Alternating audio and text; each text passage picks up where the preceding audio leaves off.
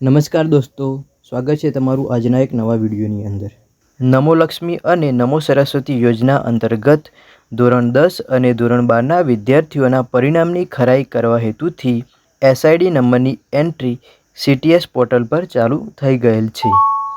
તો CTS portal પર એસઆઈડીની entry કઈ રીતે કરવી તે વિશેની સંપૂર્ણ માહિતી હું આ વિડીયોની અંદર આપવાનો છું, તો વિડીયો અંત સુધી જોજો।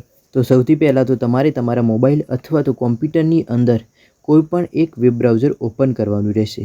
તો અહીંયાથી હું ગૂગલ ક્રોમ ઓપન કરું છું। ગૂગલ ક્રોમ ઓપન કર્યા બાદ તમારે સર્ચ બારની અંદર એસએસએ ગુજરાત સર્ચ કરવાનું રહેશે। એટલે આ રીતે તમને એસએસએની વેબસાઇટ જોવા મળશે, તો તેને તમારે ઓપન કરવાની રહેશે। અહીંયાથી તમારે આ સીટીએસ રહ્યું તે ઓપન કરવાનું રહેશે। એટલે આ રીતે સીટીએસ એટલે કે ચિલ્ડ્રન ટ્રેકિંગ સિસ્ટમ ઓપન થશે। તેની અંદર અહીંયા તમારે લોગિન કરવાનું રહેશે। તો લોગિન કરવા માટે અહીંયા તમારી સ્કૂલનો તમારો યુડાએસ નંબર, પાસવર્ડ અને અહીંયા કેપ્ચા આપ્યો એ કેપ્ચા તમારે અહીંયા લખી અને લોગિન કરવાનું રહેશે।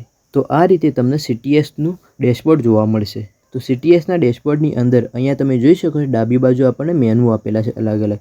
તો મેનુની અંદર અહીંયા તમે જોશો તો પ્રી સર્વેની નીચે અહીંયા આપણને આપ્યું છે એસઆઈડી એટલે કે સ્ટુડન્ટ આઇડેન્ટિટી નંબર એન્ટ્રી। તો તેના પર તમારે ક્લિક કરવાની રહેશે। તેના પર તમે ક્લિક કરશો એટલે આ રીતે એક મેનુ ખુલશે, જેની અંદર અહીંયા તમને આપ્યું છે સિલેક્ટ ક્લાસ। તો અહીંયાથી તમારે તમારું ધોરણ સિલેક્ટ કરવાનું રહેશે। તો અહીંયા ક્લિક કરશો એટલે તમને બે ધોરણ બતાવશે, ધોરણ 10 અને ધોરણ 12। તો જેની અંદર તમારી એન્ટ્રી કરવાની હોય તે ધોરણ અહીંયાથી સિલેક્ટ કરી લેવાનું રહેશે। ત્યારબાદ અહીંયા તમને એક બટન આપ્યું ગેટ સ્ટુડન્ટ લિસ્ટ, તેના પર ક્લિક કરવાની રહેશે। એટલે આ રીતે તે ધોરણની અંદરની બધી જ વિદ્યાર્થીઓના લિસ્ટ તમને નીચે જોવા મળશે।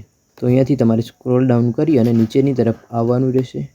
નીચે આવી જશો એટલે આ રીતે તમને બધી જ વિદ્યાર્થીઓના લિસ્ટ જોવા મળશે। અહીંયા તમને વિદ્યાર્થીનું નામ આપેલું છે અને અહીંયા છેલ્લે તમને એક્શન આપ્યું ને એના પર તમને એક પેન્સિલ આકારનું આઇકન આપ્યું છે। તો જે પણ વિદ્યાર્થીનો એસઆઈડી નંબર તમારે એડ કરવાનો હોય તો અહીંયા એક્શન તમને આપ્યું ને પેન્સિલ, તેના પર ક્લિક કરવાની રહેશે। તેના પર તમે ક્લિક કરશો એટલે તે વિદ્યાર્થીની માહિતી ઓપન થઈ જશે। મારે અહીંયા ફક્ત બે જ પેન્સિલના આઇકન જોવા મળે છે, બાકીના બધા જ વિદ્યાર્થીની માહિતી મેં ફિલ કરી દીધેલી છે, એટલા માટે મારે બધા જોવા મળતા નથી। તમે જેટલા વિદ્યાર્થીની માહિતી એડ કરી હશે એટલાની આગળ અહીંયા પેન્સિલ આકાર જોવા નહીં મળે। અને એકવાર તમે એસઆઈડી નંબર નાખી દીધો ત્યારબાદ તેની અંદર તમે કોઈ ફેરફાર કરી શકતા નથી। એટલે ખાસ ધ્યાન રાખી અને પૂરેપૂરું ચેક કરીને જ એસઆઈડી નંબર એન્ટર કરવાનો। જો એકવાર એન્ટર કરી દીધો ત્યારબાદ તમે તેની અંદર કોઈ ફેરફાર કરી શકતા નથી। હવે જો અમુકના ડેશબોર્ડની અંદર આ પેન્સિલ દેખાતી નહીં પણ હોતી તો તમારે શું કરવાનું, અમુક ટાઈમ તમને આ રીતે પણ જોવા મળતું હશે। જો આ રીતે તમને આપેલું ને તો તમને પેન્સિલ આઇકન જોવા નથી મળતું, તો અમુક ટાઈમ તમારે શું કરવું પડે કે અહીંયાથી નીચેની તરફ સ્ક્રોલ કરવું પડે અને અહીંયાથી આ સ્ક્રોલરને આ બાજુ લાવો તો તમારું પેન્સિલ આઇકન જોવા મળે। તો જો તમારે પણ આ રીતે થતું હોય તો તમારા કોમ્પ્યુટરની અંદર કંટ્રોલ- પ્રેસ કરવાનું, એટલે તમારું ઝૂમ હશે ને એ મિનિમાઇઝ થઈ જશે ને આ રીતે તમને પેન્સિલ આઇકન જોવા મળશે। તો અહીંયાથી તમારે આ રીતે ઓપન કરી દેવાનું રહેશે। હવે વિદ્યાર્થીના એસઆઈડી નંબર ક્યાંથી લાવવા, તો વિદ્યાર્થીના એસઆઈડી નંબર આપણે જે બોર્ડની રિસિપ્ટ આવી એ વખત એની અંદર લખેલા હોય છે। તો એ પીડીએફ ફાઇલ તમારી જોડે હોય ડિસ્ટ્રીબ્યુટવાળી, એની અંદર એસઆઈડી નંબર આપેલા હોય છે। તો એ લિસ્ટ તમારે ઓપન કરી દેવાનું રહેશે। એક બાજુ ગૂગલ ક્રોમ ઓપન કરવાનું ને એક બાજુ તમારી પીડીએફ ઓપન કરવાની। તો અહીંયાથી મેં ગૂગલ ક્રોમ ઓપન કરી દીધેલું છે। હવે અહીંયાથી હું એને મિનિમાઇઝ કરી લઈશ અને ત્યારબાદ વિદ્યાર્થીઓનું લિસ્ટવાળી પીડીએફ ઓપન કરીશ। તો મેં પીડીએફ પહેલેથી જ ડેસ્કટોપ પર રાખેલી છે, તો અહીંયાથી ઓપન કરી દઈશ। તો અહીંયાથી મેં પીડીએફ ઓપન કરી લીધી છે। હવે અહીંયાથી તમારે સીટીએસ ઓપન કરી લેવાનું। હવે સીટીએસ ઓપન કર્યા બાદ તમારે જે વિદ્યાર્થીઓનો એસઆઈડી નંબર એન્ટર કરવાનો હોય તે વિદ્યાર્થીનું નામ અહીંયાથી કોપી કરી લેવાનું। કોપી કર્યા બાદ તમારે અહીંયાથી પીડીએફ ઓપન કરી લેવાની અને પીડીએફ ઓપન કર્યા બાદ ત્યાં તમારે કંટ્રોલ F દબાવવાનું। કંટ્રોલ F પ્રેસ કરશો એટલે ફાઇન્ડ ઓપ્શન આ રીતે ઓપન થયેલો તમને જોવા મળશે અને ત્યારબાદ કંટ્રોલ V દબાવવાનું, એટલે તમે જે નામ કોપી કર્યું હતું તે નામ અહીંયા પેસ્ટ કરવાનું। એટલે એ નામના જેટલા વિદ્યાર્થી હશે એટલા વિદ્યાર્થી અહીંયા તમને જોવા મળશે।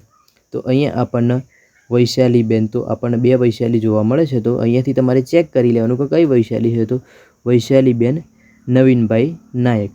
તો અહીંયાથી આપણે વૈશાલીબેન નવીનભાઈ નાયક, તો તેનો એસઆઈડી નંબર અહીંયાથી તમારે કોપી કરી લેવાનો અને ત્યારબાદ ફરીથી પાછા તમારે સીટીએસ પર આવી જવાનું અને અહીંયા પેન્સિલ આઇકન રહ્યું ને તેના પર ક્લિક કરવાની। તેના પર ક્લિક કરશો એટલે તે વિદ્યાર્થીની માહિતી અહીંયા ઓપન થઈ જશે। ઓપન થઈ જશે એટલે અહીંયા તમને આપ્યું એન્ટર એસઆઈડી નંબર, તો તેની અંદર તમારે નંબર પેસ્ટ કરી દેવાનું રહેશે. ત્યારબાદ અહીંયાથી તમારે વેરીફાઈ એસઆઈડી નંબર પર ક્લિક કરવાની રહેશે.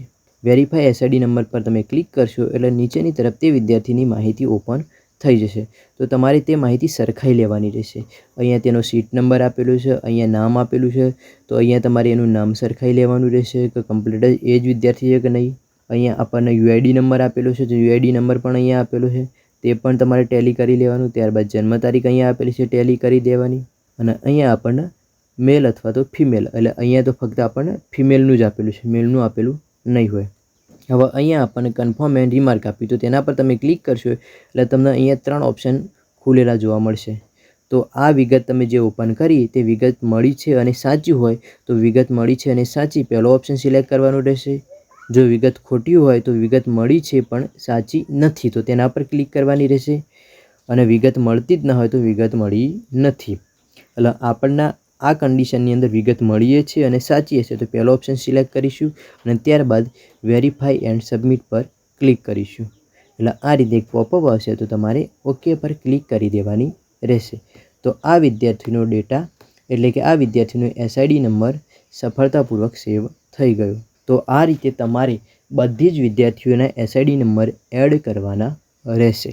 બધા વિદ્યાર્થીઓના એસઆઈડી નંબર એડ થઈ જાય તો તેનું તમારે લિસ્ટ ડાઉનલોડ કરવું હોય તો અહીંયા તમને આપ્યું એક્સપોર્ટ સ્ટુડન્ટ ડેટા, તેના પર ક્લિક કરી અને તમે બધી જ વિદ્યાર્થીઓના લિસ્ટ ડાઉનલોડ કરી શકશો. અને તમારે માસ્ટર ડેટા જોઈતો હોય તો અહીંયાથી પણ તમે તે ડાઉનલોડ કરી શકો. તો અહીંયાથી તમારે તે ડેટા ડાઉનલોડ કરી લેવાનું રહેશે.